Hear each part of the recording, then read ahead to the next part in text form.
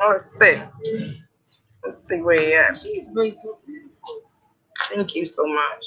Oh, you want the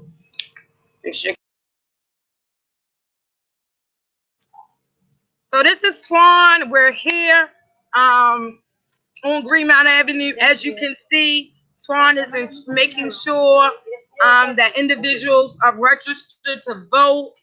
And this is the power uh, of this, right? That we're able to get down on the ground with our people wherever they are. We meet people where they are, and that is what we are used to here at Out for Justice. So I am just Hey, want Nicole. kind of Hey, the y'all. oh hey Tasha, Yes. I was trying to speak. thank I'm not you. sure why you guys couldn't hear me. Okay, now we can hear you. Thank you so much, Tasha, for coming on. Hi, y'all. Um, How are you? yeah, thank you so much. How are you feeling? I know that you are recently released, and I know that that's a lot to deal with. How are you feeling today? I feel excellent. I'm happy to be home. Good, good, good. As you know, we kind of the way Out for Justice have engaged with you is through another project, through our Mama Bailout project, where we are facilitating the release and advocating for our mamas to come home. Um, but I also want to hear from you about voting. Did you hear anything? Are you Where were you housed when you was incarcerated, Latasha? I was at Baltimore City Booking Intake Center. Okay, okay.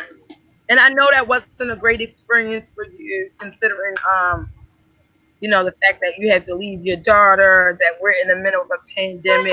I know none of that was a good thing, right? You know, it was But very difficult. about can you tell me anything about voting? Did they talk about voting in the Baltimore City Detention Center? Because you were in the detention center where this voting policy had been effective since January. So can you tell me anything about voting in there? What they did, what they didn't do, anything? Yeah, I've actually been detained since January and recently released on Friday the 18th. I've heard nothing about voting. There's no signs up about voting. The COs or case managers don't come and talk about voting. So this is all new news to me. Mm, wow. Have you always been a voter? Is voting something that's a part of your tradition, or you're not really interested in voting? Tell us what voting means to you. I've voted in the past and I'm very interested in voting this coming election. It's very important for everyone that can vote to have that vote and have their voice heard. Yes, yes. Um, what do you think could happen given the structure, right? So you understand the structure of being at the Baltimore City Detention Center. Um, what do you think the Department of Corrections could do to ensure ballot access for individuals behind those walls? I believe they could do the mail-in ballots or absentee ballots. There should be some type Hmm. sort of access for voting in the facility. No, I mean I'm thinking like specifically who could facilitate that, given when you think about who interacts with our incarcerated loved ones inside that facility, who would be like the best person to facilitate that? The case managers would. The case managers interact with the inmates on a daily basis. Okay. Well, that makes sense, right? That makes sense. Well, thank you so much. You have anything else you want to say to the listeners?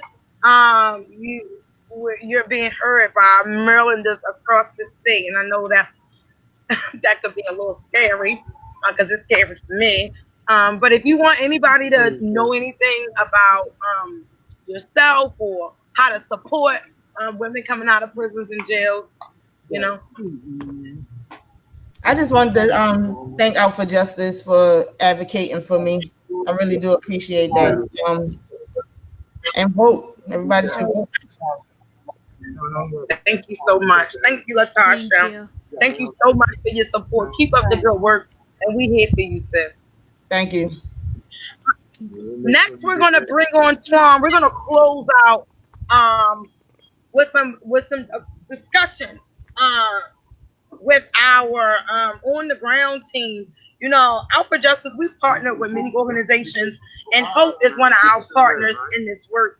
And I just want to hear from Swan right before I know we started a little late on the show. So hopefully our producer will give us about 4 more minutes to capture this great conversation with our guy, Twan. I'm gonna bring it over there.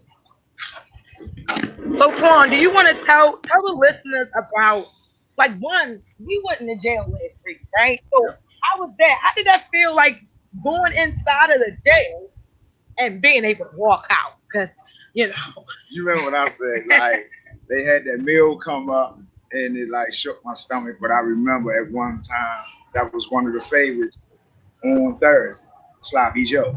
Bobby Joe. You know, and but it was like awesome feeling. But the receptiveness of the guys that was there was just like And truly, women.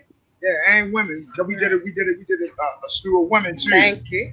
and the receptors that they wanted to vote and wasn't, and the officers and the guards that was assisting and paying attention because they was also learning and was like real influx that like we was taking our time out of society to come in to do that. So Yeah. that was a good experience. Yeah. Yeah. I mean, like some of the guys was like, man, they sound like me in here.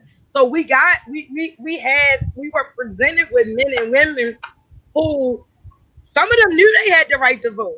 Some of them they were very in tune with social justice and criminal justice, and they wanted us to come back. I know we end up registering two people who was from where?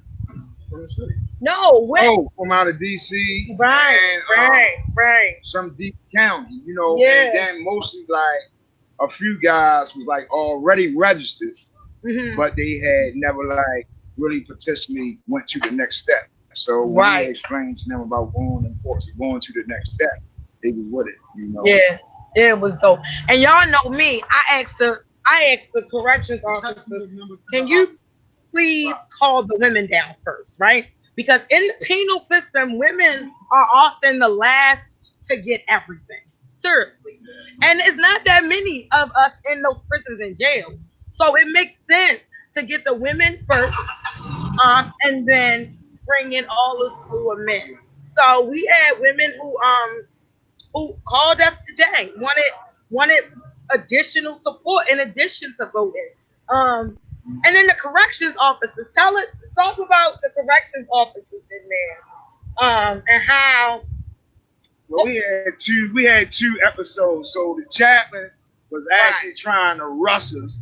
right, because So we was in the church, right, and we knew basically like the rush was these guys don't want they shouldn't be in here. But the fact that they was recipient and trying to learn, you know, and right, then one officer, like one guy was trying to get down there and they said that like they had told him he couldn't vote right, because he had a felony conviction and he was facing a felony charge. And we was like, as long as he ain't been sentenced yet, everybody has the right to vote. And that's something that we really need to like put out to people.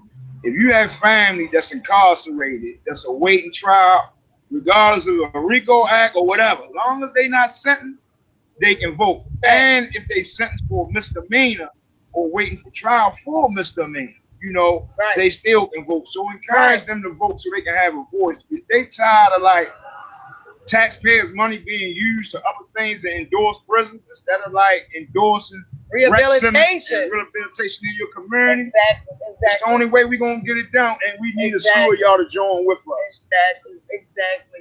It was an amazing experience to come in there, and we was able to get candy, right? So they all thought I was crazy, like you taking candy. Even Yara, when I told Yara to email the warden and one of the materials was candy, she was like, candy? Yeah. And I was like, yes, Candy. You remember, Yara, when you was Yeah. doing Yeah. email reward, and I was like, yes, because I want to be like, I want to give them something, right? And I Mhm. remember being in there and not being a commissary and come in, and I would have loved, I would have died for a peppermint, right? But we had butterscotch crimpets, not crimpets, but butterscotch Yeah. candy. Yeah, Love different kinds. it was really cool. Um, we also went in with Bobby, and Bobby being somebody that did 40 years behind those walls, after a minute, he was ready to go. Bobby was like, you know what? Yeah, okay, okay, are we done? Are we clear? Get us out of here, right? Um, Bobby was ready to go, but Bobby was also a great support system in Howard County. Hassan went in with us. Hassan was able to help us get people signed up online. You know what I mean? So we had options. We could, do the paper ballot or do online. So it was an amazing experience, and we going back, and we gonna keep going back.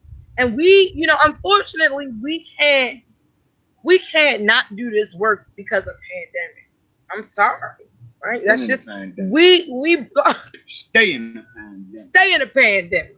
Been in the pandemic ever since I was up on my feet. I agree. Yeah. So we gotta continue to get this work done, y'all. And we are continuously going to be in these streets. We out here, 25th and Greenmount. If you ride by, beep your horn, bop, boom, boom, boom. Holla at us. Oh, look, we got a neighbor. Beep, beep, beep, beep, beep. There you Yes, go, yes, Mom. yes. So we're going to close this show out, but we hope that we've given y'all some information.